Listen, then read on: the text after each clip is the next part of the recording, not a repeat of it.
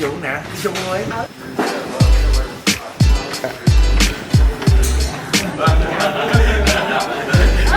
Ra ngoài.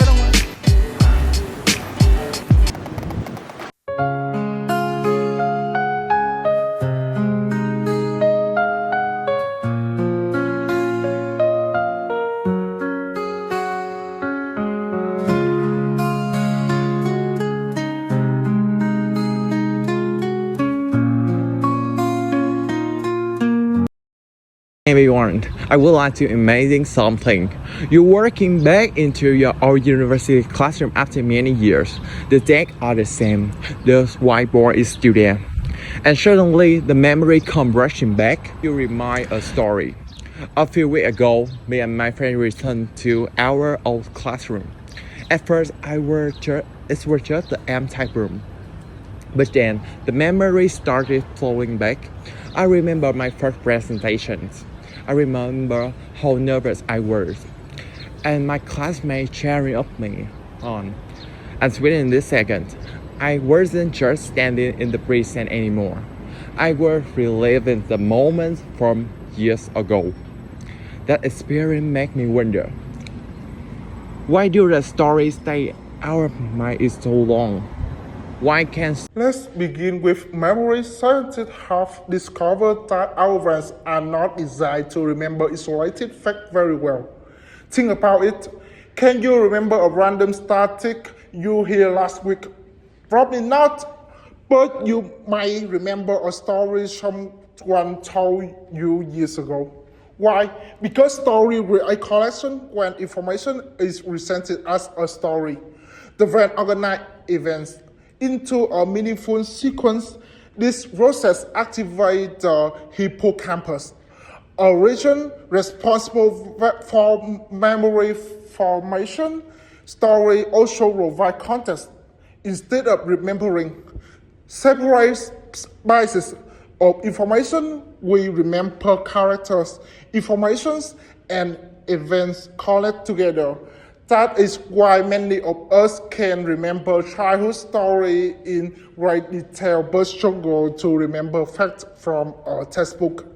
In short, story helps transform information into long-term memories, and that's only the beginning. Now, let's talk about emotion. When we listen or thought, only limited number of brain regions become active. But when we listen a story, something remarkable happens. Researchers have found that multiple areas of the brain become engaged at the same time. If a story describes a smell, the sensory cortex may become active. If it describes about moment, motor relative area may respond. If it describes emotion, emotional centers such as amygdala become involved. This means the brain doesn't simply process a story, it simulates the experience. For example, if I say a student failed an exam, you understand the sentence. But if I say a student stared at the test paper, feeling her head raced as he realized and he had run out of time, you don't just understand it, you can almost feel it. The emotional engagement is one reason stories so powerful. They allow us to experience situations without actually living through them. So story improve memory and story activate emotion, but they also do something even more important. They connect people. Researchers use the term neural coupling to describe what happens when a speaker tells a compelling story. The listener brain activity begins to mirror the speakers. In a sense, storytelling allows two minds to connect.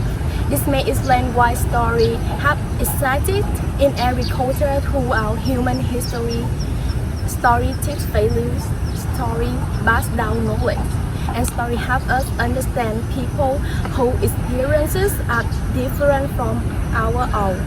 That is the power of storytelling.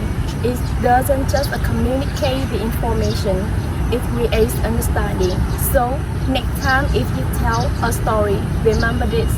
You are not simply entertaining people, you are shaping memory, you are creating emotions, and more importantly, you are building human connections.